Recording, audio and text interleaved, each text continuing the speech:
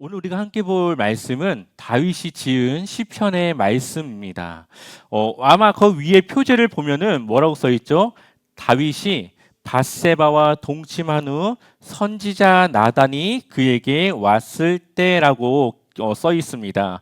이 시편을 아마 이러한 상황 속에서 썼을 것이다라고 추측하는 겁니다. 그래서 다른 학자들은 다른 때에 이거를 썼다라고 보지만 보편적으로 대부분의 그러한 내려오는 그 정설대로 이때의 시편을 다윗이 썼던 그 시의 내용이라고 보는 것이죠.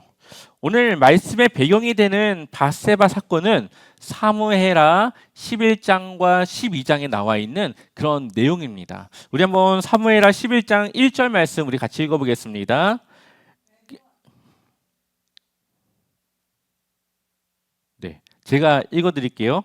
그 다음 해 봄에 왕들이 출전하는 때가 되자 다윗은 요압에게 자기의 부하들과 온 이스라엘의 군인들을 맡겨서 출전시켰다. 그들은 암몬 사람을 무찌르고 랍바를 포위하였다. 그러나 다윗은 어디에 머물렀다고요? 예루살렘 성에 머물렀다. 여기 보면은 그 다음 해 봄이라고 되어져 있죠. 이때 당시 전쟁은 계속하는 게 아니었습니다. 왜냐하면 이때 당시 남자들은 농사를 져야 됐기 때문에 이 농사를 지면서 전쟁을 해야 됐습니다. 그렇기 때문에 겨울이 지나고 나서 이제 봄이 되면 멈췄던 이 전쟁을 다시 시작하는 것이었죠. 근데 여기 보면은 왕들이 출전하는 때가 되자라고 기록이 되어져 있습니다. 그럼 누가 나가야 됩니까? 여기에 다윗이 나가야 되죠. 왕이니까. 근데 아까 다윗은 어디에 머물러 있었다고요? 예루살렘 성에 머물러 있었습니다. 다윗이 해야 될 일을 하지 않으니까 그가 무엇을 짓습니까? 죄를 짓습니다. 다른 이 부하들은 생명을 걸고 이 전장에 나가서 싸우고 있는데 그것을 이끌어야 될 다윗이 그곳에 가지 않고 낮잠도 자고 또 저녁에 잠이 안 오니까 일어나서 또 성벽도 거닐고 하다 보니까 보지 말아야 될 것을 보게 됩니다. 그것이 무엇입니까? 밧세바가 목욕을 하고 있는 걸 본 것이죠. 그리고 그 순간 다윗의 마음에 악한 그런 마음이 들었고 그 밧세바라는 여인에 대해서 물어보게 됩니다. 그리고 그것을 통해 그녀는 남편이 있는 여인이라는 것을 알았지만 결국 다윗은 그녀를 자신에게 데려오게 합니다. 우리가 해야 될 일을 하지 않을 때 그것을 하지 않으면 무언가 다른 것을 한다는 것이죠. 물론 그것이 죄로 연결되는 것은 아니지만 대부분 그것이 죄로 연결될 때가 많습니다. 우리가 알고 있는 다윗은 어떤 사람입니까? 하나님의 마음과 합한 자. 하나님 앞에 정말 거룩하게 하나님을 위해 살아갔던 그 다윗. 근데 그 다윗조차도 자신이 나가야 될 그 전쟁에 나가지 않으니까 성에 할 일 없이 그냥 다니다가 죄를 짓는 상황을 마주하게 됩니다. 우리가 그러할 때가 많이 있죠. 대표적으로 우리가 예배를 드려야 되는데 예배 자리에 가야 된다는 걸 아는데 그날따라 가기가 싫은 겁니다. 그래서 이런저런 핑계를 혼자 막 스스로 생각하면서 그래 나는 이번 주 너무 피곤하게 일했으니까 오늘 하루는 내가 좀 쉬어도 될 거야. 그냥 스스로 그렇게 생각하면서 예배를 빠집니다. 예배를 빠지고 나니까 항상 예배를 들었던 그 시간에 내가 뭘 해야 될지 모르는 그 상황에서 결국은 죄를 짓는 그러한 일이 일어날 수가 있는 것이죠. 그 시간에 가족과의 불화가 일어난다든지 아니면 내가 보지 말아야 될 것을 본다든지 하지 말아야 될 것을 하는 그런 경우가 생기게 됩니다. 그 이유는 내 삶이 하나님 중심의 삶으로 가야 되는데 그 순간만큼은 하나님 중심이 아니라 내 중심이 돼버리는 겁니다.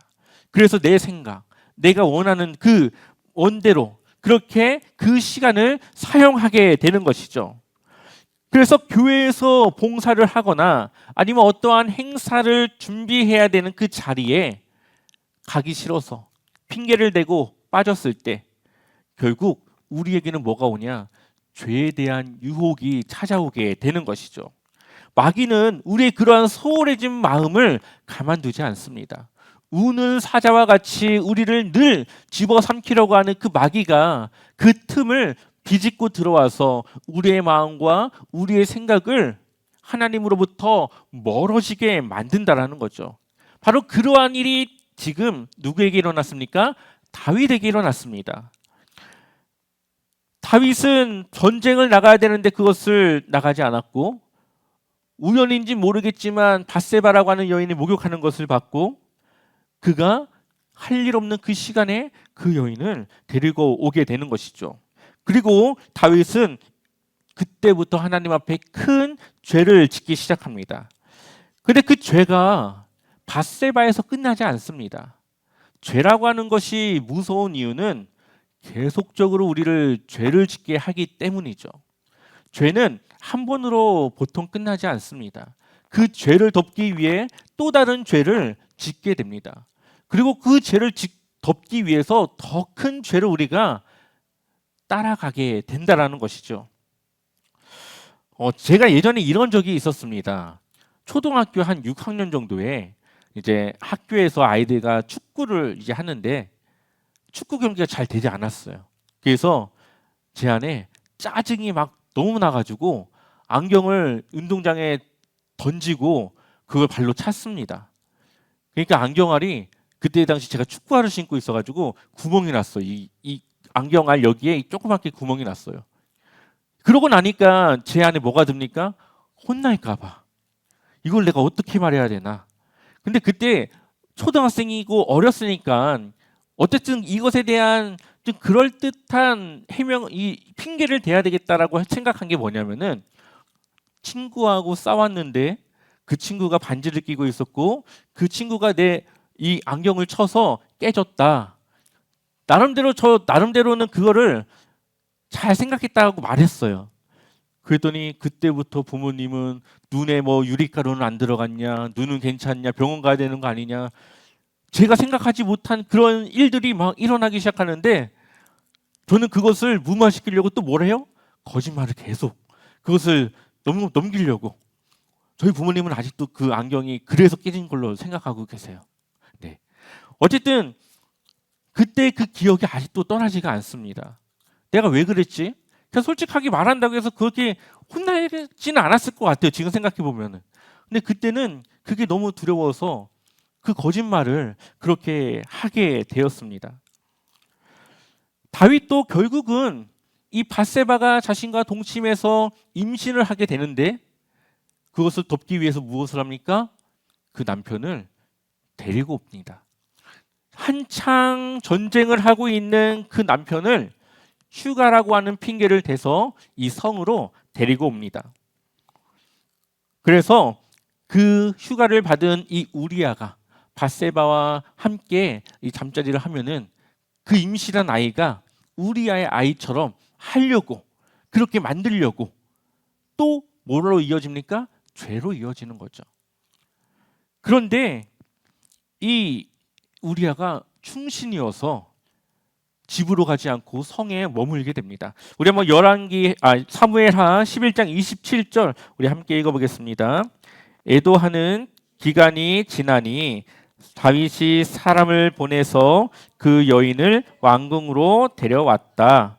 그 여인은 이렇게 하여서 다윗의 아내가 되었고 그들 사이에서 아들이 태어났다. 그러나 주님은 다윗이 한 이번 일은 아주 악하였다. 아멘. 다윗의 일이 어떻게 했다고요? 아주 악하였다. 우리아가 휴가를 받아서 집으로 가야 되는데 가지 않으니까 어떻게 생각합니까? 우리아를 그냥 죽여야겠다. 그래서 이 요압이라고 하는 부하를 데리고 와서 작전을 펼칩니다. 가장 치열한 전투가 일어나는 곳에 이 우리아를 보내가지고 우리아가 싸우는 동안에 다른 이 팀은 빠지는 거예요. 그 우리아가 거기에서 고립돼가지고 어떻게 됩니까? 결국은 죽게 되는 거죠. 지금 이 우리아라고 하는 이 사람을 죽여서 자신이 지은 죄를 드러나지 않게 하기 위해서 지금 계속적으로 다윗은 죄를 짓고 있습니다. 보통 사람이라면 이런 일을 하겠습니까? 못하겠죠. 근데 당시 다윗은 뭐였습니까? 왕이었죠. 평소에는 하나님의 종으로서 생각했던 이 다윗이 하나님을 잊어버리고 자신이 왕이라는 것만 생각하니까 모든 걸 다 할 수 있을 것 같이 생각이 되었습니다. 그래서 바세바도 데리고 오고 휴가도 주고 우리아를 죽는 전장에 보내기도 합니다. 왕은 그렇게 해도 된다라고 생각했던 것이죠. 그런데 이러한 행동이 어떻게 이어지냐? 하나님을 무시하는 행동이 됩니다. 우리 한번 열왕기하 12장 10절 같이 읽어보겠습니다. 너는 이렇게 나를 무시하여 햇사람 우리아의 아내를 빼앗았다가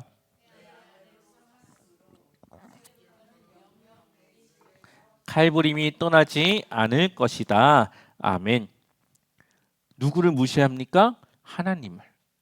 죄를 짓는 것 때문에 하나님을 보지 못하고 자신의 그 죄를 어떻게든 덮어내려고 하는 그 순간에 몰두하면서 하나님을 무시하게 됩니다. 우리가 하나님을 무시하면 우리의 삶은 죄로 연결이 되는 것이죠.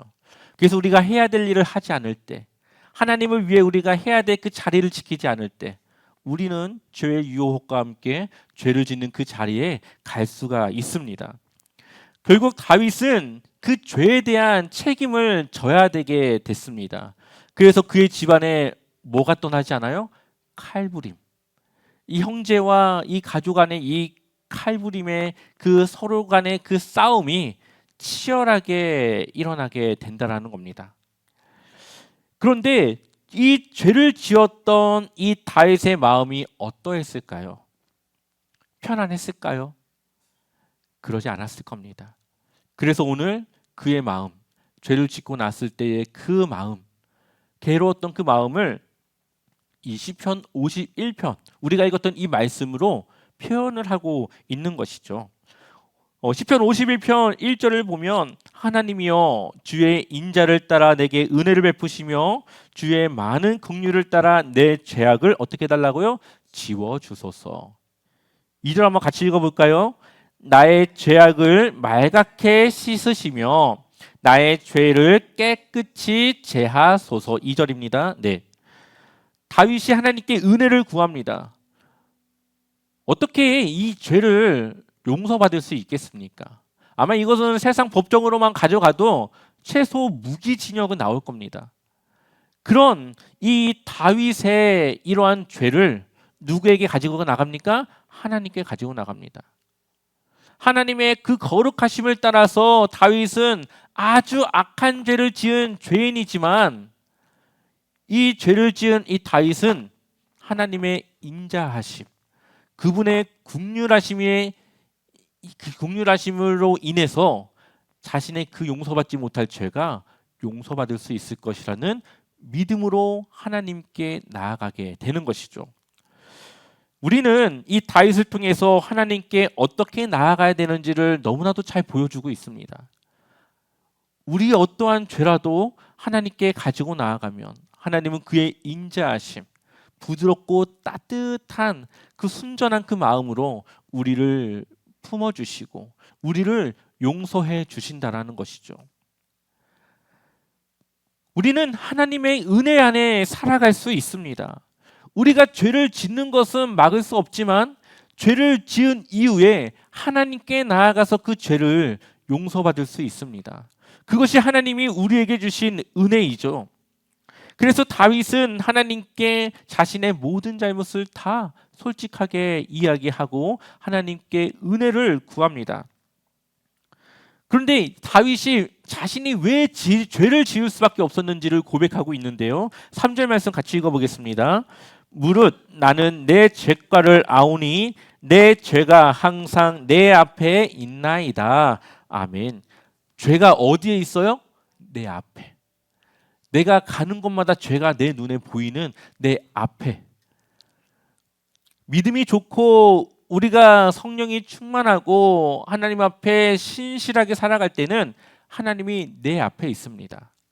그래서 그 하나님을 따라, 말씀을 따라, 하나님의 기쁨을 따라 살아갑니다. 그런데 그 하나님이 이제는 죄로 바뀌게 하니까 죄를 따라 살아가게 되는데 그 죄를 또 덮기 위해 또 죄를 짓는 일이 일어나게 되었고 다윗은 그 죄를 알면서도 계속적으로 지을 수밖에 없는 그런 상황에 처하게 되는 것이죠. 죄라고 하는 것은 죄를 낳습니다. 죄라고 하는 것은 중독과 같아가지고 한 번 시작하면 그것을 멈추기가 힘듭니다. 한 번의 그 깨어짐과 한 번의 그 하나님의 그 계기를 통해서 그것에 대한 깨달음과 그 마음에 그 동기가 일어나지 않으면 그 죄는 이겨낼 수가 없습니다. 근데 이 다윗의 그 죄를 누가 멈췄습니까? 나단이라고 하는 선지자가 와서 그 죄를 콕 집어서 이야기했고 그때서야 다윗은 하나님을 생각하며 자신의 죄를 회개하고 고백하고 괴로웠던 자신의 그 마음을 하나님께 고백하게 되는 것이죠. 우리 한번 12절 말씀 읽어볼까요? 같이 읽어보겠습니다. 주의 구원의 즐거움을 내게 회복시켜 주시고 자원하는 심령을 주사 나를 붙드소서. 아멘. 구원의 즐거움을 어떻게 해달라고요? 회복시켜 주시고 그 이전에 하나님과 함께 동행하고 교제하며 하나님과 늘 기쁨으로 살아가던 그것을 회복시켜 달라고. 죄를 짓고 나니까 이제는 기쁨이 아니라 두려움. 누군가 내 죄를 알고 있을 것 같은 그런 두려움. 또 그 죄를 해결해야 되는데 해결하지 못하는 그 상황에 대한 그러한 두려움. 그러한 마음이 지금 이 다윗의 마음에 가득 찼었다라는 거죠. 그런데 이제는 하나님께서 자원하는 심령으로 스스로 하나님을 따라 살아갈 수 있는 그러한 심령을 내게 주셔서 내 삶이 기쁨으로 회복될 수 있도록 즐거움으로 회복될 수 있도록 하나님께 그 은혜를 구하고 있는 것입니다. 그렇다면 우리는 날마다 하나님의 말씀을 통해 하나님의 말씀을 따라 살아가는 것이 죄를 멀리하는 것이죠. 우리는 늘 가운데서 하나님과 죄 사이를 왔다 갔다 합니다. 마치 시소가 올라갔다 내려갔다 하는 것처럼 우리의 한 발이 하나님께로 가면은 우리는 하나님께로 미끄러지는 거고 한 발이 이 죄로 가면 우리의 삶이 죄로 치우쳐지는 그러한 상황에 늘 놓여져 있습니다. 그래서 우리가 어디에 힘을 주느냐, 어디에 우리의 시간을 주느냐, 어디에 우리의 마음과 생각이 있느냐에 따라서 죄를 짓기도 하고 혹은 하나님을 위해 살아가기도 하는 것이죠. 그렇다면 우리는 날마다 하나님의 말씀을 가까이 하고 늘 하나님께 기도하여서 우리가 하나님의 그 은혜를 따라 살아가기를 간구하여서 우리의 한 발이 늘 하나님께 걸쳐 있도록 하는 것이 우리가 죄를 멀리할 수 있는 길이라는 것을 우리는 기억해야 됩니다. 그래서 우리가 큐티해야 되는 일을 소홀히 하면 안 되고 우리가 기도해야 될 그 시간을 정해서 기도해야 되고 하나님의 말씀을 읽고 하나님의 말씀을 통해 하나님을 알아가는 시간을 정하여서 그 시간을 지켜야 되는 것이죠. 우리가 해야 될 일을 해야 되는 것입니다. 그래서 다윗은 이제 두 가지의 회복을 하나님께 구하게 됩니다. 하나는 육체적인 회복. 우리 한번 51장 7절 말씀 같이 읽어보겠습니다. 우슬초로 나를 정결하게 하소서 내가 정하리이다.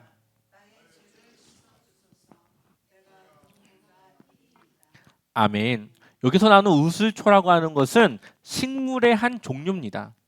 근데 이 식물이 어떠한 식물인지 정확하게는 알 수 없지만 6월절이 되면 이 문설주의 피를 뿌릴 때 쓰는 이 도구가 우슬초였고 나병 환자라던가 아니면 부정한 사람을 정결하게 할 때 이 제사장이 우슬초로 물을 찍어서 뿌리는데 이때 정결하게 하는 의식으로 사용할 때 쓰는 것이 바로 이 우슬초였습니다. 그런데 지금 다윗이 자신의 이 죄로 인해서 부정해진 자신을 이 우슬초로 정하게 깨끗하게 해달라고 하나님께 고백하고 있는 것이죠. 왜냐하면 자신이 죄를 짓고 나서 그 삶이 매우 힘들었기 때문입니다. 죄라고 하는 것은 짓는 것도 나쁜 일이지만 짓고 나면은 우리의 삶을 힘들게 합니다. 삶의 기쁨을 잃어버리고 그 죄로 인해서 불안해지고 죄책감이 밀려와서 하나님과 나 사이의 관계를 의심하고 두려워하게 됩니다. 언제 그 죄가 드러날지 모른다라고 하는 그 두려움 때문에 삶을 소극적으로 살아가게 됩니다. 그러니 다윗의 삶이 얼마나 힘들었겠습니까? 하나님 앞에 나아가고 싶은데 자신의 그 부정한 몸으로는 나아갈 수 없는 그 상황 속에서 얼마나 많은 갈등이 있었겠습니까? 바로 그래서 하나님께 자신의 그 육체를 정결하게 해달라고, 하나님께 나아갈 수 있게 정결하게 해달라고 하나님께 기도하고 있습니다. 두 번째로는 영적인 회복을 구하고 있습니다. 시편 51편 10절과 11절 우리 같이 읽어보겠습니다. 아 하나님, 내 속에 깨끗한 마음을 창조하여 주시고 내 속을 견고한 심령으로 새롭게 하여 주십시오. 주님 앞에서 나를 쫓아내지 마시며 주님의 성령을 나에게서 거두어가지 말아 주십시오. 아멘. 이 본문 우리 어디서 본 것 같지 않습니까? 우리 방금 전에 불렀던 정결한 마음 주시옵소서. 이 찬양이 어디서부터 나왔습니까? 시편 51편에서 나왔습니다. 다윗이 하나님께 정결한 그 마음, 하나님의 그 심령으로 나를 새롭게 하고 나를 버리셔서 그 성령이 나를 떠나지 않도록 하나님께 구하는 기도가 바로 여기에 있습니다. 성령은 무엇입니까? 이때 당시 기름 부을 때 하나님의 그 성령이 그 사람에게 임하게 되는데 하나님의 능력을 나타내는 것입니다. 근데 성령이 떠나고 나면 다윗은 더 이상 하나님을 위한, 하나님을 향한 삶을 살아갈 수 없게 되는 것이죠. 하나님과 동행할 수가 없습니다. 그것이 들어온 다윗은 하나님께 깨끗한 마음을 창조하시고 견고한 심령으로 새롭게 해달라고, 성령을 제발 나에게서 거두어가지 마시라고 간절히 기도하고 있습니다. 다윗이 가장 두려운 것은 하나님께 쫓겨나는 것, 사울 왕과 같이 하나님께 버려지는 것이 가장 두려웠습니다. 그 죄가 나쁜 것인 줄 알면서도 그 죄를 덮어야 됐던 그 괴로운 마음 가운데 혹여나 하나님께 버림받을지 않을까라고 하는 그러한 무서운 마음들도 이 안에 함께 있었다는 거죠. 그래서 다윗은 하나님께 나를 버리지 말라고, 성령을 거두어가지 마시라고 기도하며 간절히 구하고 있습니다. 다윗이 죄를 용서받았을까요? 안 받았을까요? 받았겠죠. 용서받았습니다. 그런데 그냥 용서해주지 않습니다. 우리 시편 51편 13절 같이 읽어볼까요? 그리하면 내가 범죄자에게 주의 도를 가르치리니 죄인들이 주께 돌아오리이다. 아멘. 이 다윗이 내 죄를 용서해 주시면 내가 죄 짓는 사람들에게 나의 이것을 말하여서 더 이상 그들이 죄를 짓지 않고 죄에서 돌이킬 수 있도록 제가 그들을 가르치겠습니다라고 이야기하고 있습니다. 죄라고 하는 것은 나를 변화시킵니다. 이따가 보겠지만 죄 속에 은혜가 더하여 된다고 바울은 고백하고 있죠. 다윗이 죄를 지었지만 그것을 통해 한 단계 성장한, 한 단계 성숙한 믿음을 갖게 됩니다. 우리가 자녀에게, 주일학교 아이들에게 또 혹은 오는 새신자들에게 무엇을 가르쳐야 될까요? 죄가 무엇인지 가르쳐야 됩니다. 세상이 말하는 죄와 하나님이 말하는 죄는 좀 다릅니다. 세상은 사람과 사람 사이의 잘못을 죄라고 말하죠. 나 혼자 있을 때는 죄가 안 됩니다. 근데 하나님은 나와 하나님 사이의 관계 속에 죄를 정의합니다. 물론 다른 사람과의 그 잘못도 결국 하나님 사랑이 이어지지 못한 그 잘못으로 죄가 되지만 나 혼자 있는 그 순간에도 우리는 하나님께 죄를 짓습니다. 그것이 다르죠. 그러니 우리는 그 사람들에게 도덕적으로만 죄가 아니라 하나님 앞에 우리가 올바른 행동을 하지 않거나 해야 될 일을 하지 않거나 하지 말아야 될 것을 했을 때 그것 또한 죄라고 하는 것을 가르쳐야 됩니다. 그래서 하나님을 의식하고 하나님이 원하시는 것이 무엇인지를 그들이 알고 살아갈 수 있도록 가르쳐야 되는 것이죠. 지금 다윗이 그것을 말하고 있는 것입니다. 죄를 짓고 살아가는 이들에게 죄를 가르쳐서 그들이 주님께로 돌아오게 하겠습니다라고 말하고 있습니다.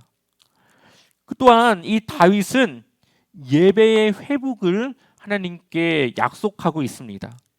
예배는 하나님께 나아가는 것이고 하나님과의 관계를 회복하는 시간입니다. 그런데 예배는 형식적이지 않아야 됩니다. 시편 51편 16절을 보면 주께서는 제사를 기뻐하지 아니하시나니 그렇지 아니하면 내가 드렸을 것이라. 주는 번제를 기뻐하지 아니하시나이다. 아멘. 하나님이 사람들이 드리는 이 제사 번제 안 기뻐하십니까? 기뻐하시죠. 근데 다윗은 무엇을 말하는 거냐? 내 안에 회개하지 않는 마음.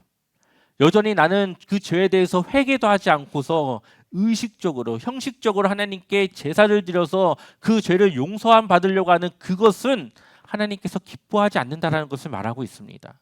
그래서 지금 다윗은 먼저 자신의 이 마음을 하나님께 이야기합니다. 어떤 마음을 이야기하냐? 우리 17절 말씀 같이 읽어보겠습니다. 하나님께서 구하시는 제사는 상한 심령이라. 하나님이여 상하고 통회하는 마음을 주께서 멸시하지 아니하시리이다. 아멘. 지금 자신의 그 상한 심령을 하나님께 고백하고 그것을 하나님께 드리겠다라고 말하고 있습니다. 여기서 말하는 상한 심령은 조금 더 쉽게 이 의미를 이야기하면은 깨어진 항아리 조각과 같은 것입니다. 그러니까 온전한 항아리가 아니라 깨어진 항아리의 조각 중에 하나. 그 조각이 뭐 쓸모가 있습니까? 아무 쓸모 없죠. 다윗은 지금 자신의 겸손함, 하나님 앞에 내가 아무것도 아닌 그러한 존재라고 하는 것을 하나님께 고백하고 있습니다. 그 전에는 내가 왕이니까 교만한 마음에서 죄를 지었는데 이제는 그것을 깨닫고 잘못을 돌아보고 그러다 보니까 자신이 하나님 앞에 아무것도 아닌 존재라는 것을, 내가 왕이지만 하나님 앞에서는 아무것도 아닌 항아리와 같이 깨어진 조각과 같은 그런 아무것도 아닌 자라는 것을 고백하고 있습니다. 그래서 자신의 이 겸손함을, 교만함을 낮추어서 겸손함을 고백하고 있는 것이죠. 로마서 5장 20절 같이 읽어볼까요? 함께 읽어보겠습니다. 율법이 들어온 것은 범죄를 더하게 하려 함이라. 그러나 죄가 더한 곳에 은혜가 더욱 넘쳤나니. 아멘. 은혜가 더한 곳에 뭐가 넘친다고요? 죄가 더한 곳에 은혜가 더욱 넘쳤다. 그렇다고 우리가 죄를 지라는 것이 아니라 우리는 죄를 지을 수밖에 없습니다. 어떻게 우리가 죄를 안 짓고 살아갑니까? 근데 문제는 그 죄를 지었을 때 그 죄에 대한 깨달음, 변화됨, 회심하는 우리의 마음이 있어야 된다는 것이죠. 우리는 그러한 죄를 넘어서 하나님 앞에 더욱더 성숙한 그리스도인으로 만들어져 갑니다. 나의 옛사람이 서서히 죽어나가는 것이죠.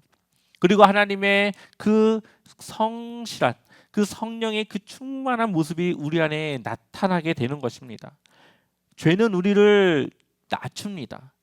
죄를 짓는 때는 우리가 교만해졌을 때 우리는 죄를 짓습니다. 하나님을 무시하는 순간 우리는 죄를 짓습니다. 때로는 죄인 것을 알면서도 하나님 이거 뭐 해도 크게 날 벌하지 않을 거야. 하나님 무시하는 마음으로 죄를 지을 때도 있습니다. 근데 그것으로 인해서 어려움에 처하고 힘듦을 경험하고 나서는 그것을 넘어가고 성숙해지고 우리의 믿음이 한 단계 더 성장할 수 있는 기회를 갖게 되는 것이죠. 그렇기 때문에 우리는 이 죄를 우리의 신앙이 성장할 수 있도록 이 발받침으로 사용할 수 있어야 됩니다. 그러한 의미에서 바울은 죄가 더한 곳에 은혜가 더욱 넘친다라고 말하고 있는 것이죠. 우리의 죄가 드러나면 드러날수록 우리는 하나님 앞에 더욱더 낮아져서 정말 하나님이 아니면 우리는 살 수 없는 그러한 존재임을, 하나님이 우리를 용서해 주지 않으면 우리는 정말 용서받을 수 없는 죄인이라는 것을 깨달아 하나님 앞에 더욱더 낮아진 모습으로 나아가는 겁니다. 죄는 나뿐 아니라 모두를 힘들게 합니다. 다윗이 죄를 지음으로 밧세바가 상처를 받고 그의 남편이 죽고 다윗의 부하들은 다윗의 이 악한 살인의 계획에 동참하게 되는 것이죠. 다윗 한 사람 때문에 다른 사람들이 얼마나 많이 피해를 보고 있습니까? 그리고 다윗은 하나님께 죄를 용서받지만 그에 대한 책임을 면하지 못합니다. 하나님은 세 가지 다윗에게 죄를 묻습니다. 첫 번째로는 그 집안의 칼부림이 끊이지 않을 것이다. 두 번째는 아내가 대낮에 다른 이웃으로 범하게 될 것이다. 나중에 이것이 압살롬으로 드러나게 됩니다. 또한 밧세바가 임신했던 그 아이가 죽게 됩니다. 죄를 지은 다윗을 대신해서 그 아이가 죽는 것이죠. 다윗의 마음이 얼마나 아팠을까요? 차라리 지은 내가 벌을 받고 죽는 것이 낫지, 아무것도 모르는 그 아이가 죽는 것이 얼마나 그 마음에 힘듦이 되겠습니까? 다윗은 평생 그때 그 기억을 기억하며 하나님 앞에 거룩하게 살아가려고 애쓰고 살았을 것입니다. 오늘 우리가 기도회에 오지 않았다면 우리는 다른 무언가를 하고 있었을 겁니다. 근데 그것이 과연 하나님께 기쁨이 되었을까요? 나에게는 기쁨이 될 수 있겠지만 하나님 앞에서는 기쁨이 되지 않았을 것입니다. 우리가 해야 할 일을 하지 않으면 우리는 죄에 빠지기 쉽습니다. 오늘 우리의 기도 가운데 다윗의 고백처럼 하나님의 능력과 인도하심을 구하여서 하나님이 원하시는 거룩한 삶을 우리가 살아갈 수 있도록 우리가 함께 기도했으면 좋겠습니다.